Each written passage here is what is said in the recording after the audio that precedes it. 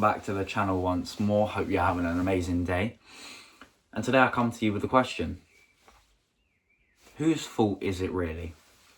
And that's what I kind of want to just dissect here in this video. I want to get into this. A little bit of a discussion. You've got a situation going on right now. So does everyone. Whose fault is it really? Now, a lot of people, they like to share the blame, pass the blame. Someone else, something else could never have been their fault. Now, I will say, there are some situations where it is not your fault. Like, say there was a tragedy and someone died in your family. I wouldn't say that was your fault. I wouldn't go around blaming yourself for that. If you went through some sort of horrible trauma, like you were abused or you were sexually assaulted, I'm not here telling you that that's your fault, okay? Just quick disclaimer, tragedies are not your fault. And please go seek help if you need someone to talk to, because it will help. But what I am talking about is your current life situation, where you are with the things you're looking to get better at. You know, your financial situation, your health, your diet, I don't know, your business, your YouTube channel, whatever it is you've got going on. That's what I'm talking about here. Now, whose fault is it? A lot of people will find an excuse for why it can never have been their fault. I don't get a lot of views because the YouTube algorithm doesn't favor me. I'm not good with women because society's view on men has changed so drastically that I can never succeed. I can't read 10 pages a day because I've got ADHD and I could never focus that long. I don't know. Now, if you do have ADHD, that was not an attack on you personally. But a lot of people just diagnose themselves with ADHD because it's just an easy thing to do. Anywho, before I dig myself into a hole,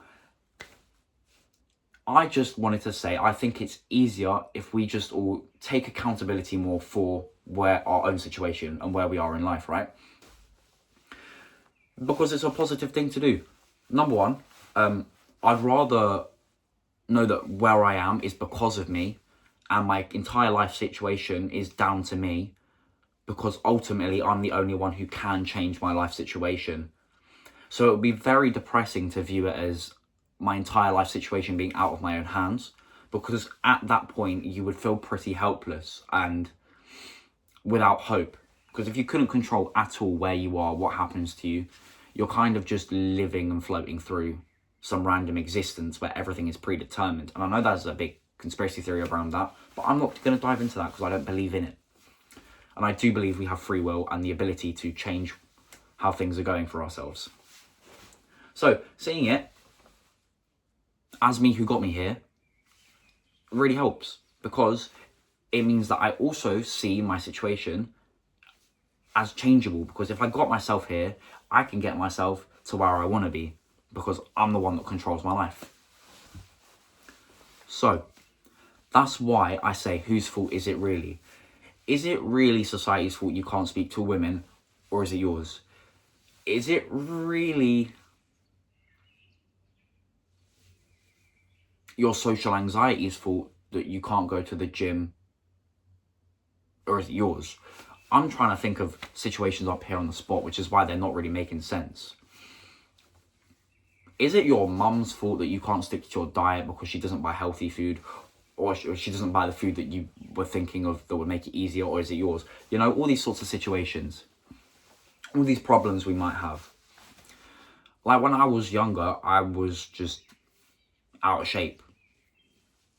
And I would just blame it on the fact that I had a high metabolism, so I was really slim, so I couldn't build muscle. Was it because of that? No, not really. I just found an excuse. It was my fault.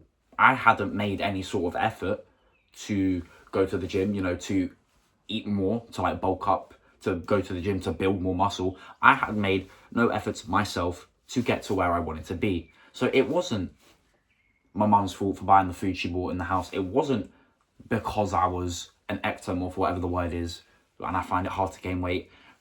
And it wasn't because it's so easy. It's because, and it's not because it's fast food and stuff like that is cheaper to buy than healthy food, and so it must be the economy and the government's fault. It's none of that. It was my fault. It was my fault because I hadn't tried anything. I hadn't tried to get to where I wanted to be, and it was easier to blame other people and give them fault than it was for me to admit that it was my fault, because it's a hard thing to do, and then make the change. It was just easier to stay where I was, make someone else's fault, than it was to make it my fault and make the change. And that's all I'm here talking about. And if you feel like this is something you need to hear, you may as well hit subscribe, because I'm going to try and bring more, deep dive sort of questions to the channel, because I feel like these are the ones that you guys are enjoying more, the ones where I talk to you more about, like the important questions. But like, is it really their fault or is it yours? And that's just the question I wanted to bring to you today. So find an issue in your situation right now, or something you're unhappy with. What am I unhappy with? I'm unhappy with, well, I would say I'm not unhappy, but I'm still not where I want to be with my social skills, right? Now, again, like I said before, a lot of people will blame it on society and the views of men. They'll blame it on their upbringing because they didn't get all the positive feedback loops that some people have that make them unnatural. They could blame it on their ex-girlfriend for cheating on them, which destroyed their social confidence and confidence with women. You could basically find 1,000 things to blame it on and make it not your fault, right? What could I blame it on? I don't know. I could blame it on the fact that I went to an all-boys school. So for 5 years, I had limited interaction with the other gender. I had limited interaction with women. So it's a bit harder for me. So it could never be my fault. It must be that, and the fact that my mum wanted me to go to an all-boys school. So I could easily blame her, but I don't. Because to blame her would be to say that she's in control of my social skills, which would give me absolutely no control over my life situation, which would, again, kind of make me feel a bit hopeless. So then I look inwards and I think, well, is it her fault and my school's fault, or is it my fault? Nah, it's my fault, because I still could have gone out into social situations while I was in secondary school, like a lot of my other friends did, which is where the other girls were. I could have done so many things to like have given myself that opportunity. I just didn't, because it was easier to not, and just to, blame other people at the time. And I've realised that now. I'm here and I know why. And I know why things are my fault. And I'm okay with it being my fault, because it actually just gives me the power to change my situation. So rather than blame other people, I now make an active effort into trying to improve my social skills, I go outside where the people are. That's like the big one, because you can't stay inside and like make new friends out and like random new people aren't in your house. You've got to go outside and find new people. So I go outside and I'm slowly building up my social skills, starting basically at the very basics, just compliments in passing, saying hello, greetings in passing and all that sort of stuff. And eventually I'll get to where I want to be, because I'll stay consistent. But yeah, it was my fault, not other people's. That's the point I brought, was, is it their fault or is it yours?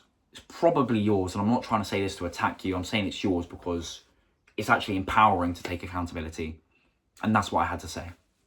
So, sorry this video seemed a bit waffly. I'll do better. I'll try to do better next time when it comes to these sort of like deeper questions, with the way I elaborate and articulate, so that they're a little bit more concise, less waffly. But I do hope it still helped you nonetheless. If it did, I would appreciate a like. I already said you subscribe, but if you didn't already, I would appreciate if you did subscribe right now. Any comments you want to leave, please do. I appreciate all the support that I've been getting recently, and for all the people who have subscribed thus far. But on that note, I hope you have a great day. See you in another one.